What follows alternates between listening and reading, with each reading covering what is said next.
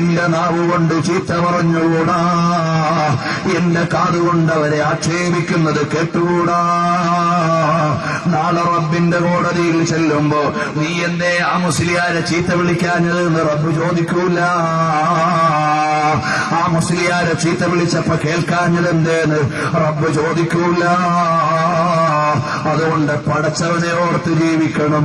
കള്ളുകൂടി ചിന്തിക്കരുത്, അന്യപെണ്ണിനോട് ഇടപെടരുത്, ആലിമീങ്ങളുടെ പച്ചമാംസം തിന്നരുത്, നമുക്ക് ബോധ്യമില്ലാത്ത വിഷയങ്ങളിൽ ഇടപെട്ടു പോകരുത്, നിബിധങ്ങളുടെ മഹത്വത്തിന് നിരക്കാത്തത് വന്നു പോകരുത്.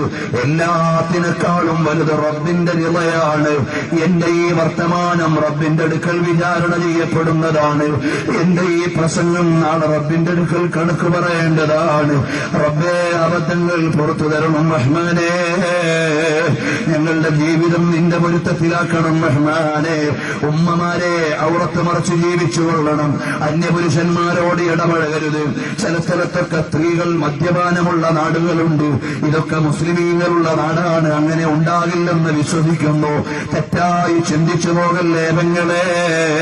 ഉമ്മമാരെ, ഖബറിൽ കൂട്ടിന് കൂട്ടുകാരികൾ വരൂല, ഖബറിൽ മക്കൾ വരൂല. എനിക്കിവിടെ മരിച്ചാലും ഈമാനോടെ മരിക്കണം, ആ തഖ്വയോടെ ജീവിക്കണം. പള്ളിയിൽ ജമാഅത്തായി പുരുഷന്മാർ നിസ്കാരത്തിന് പങ്കെടുക്കണം. ഉമ്മമാര് ഉമ്മഹാത്തുൽ മുഅ്മിനീങ്ങൾ നിസ്കരിച്ചതുപോലെ വീട്ടിൽ നിസ്കരിക്കണം. അല്ലാഹു നമ്മെ സ്വീകരിക്കട്ടെ. വെള്ളിയാഴ്ച രാവാണ്.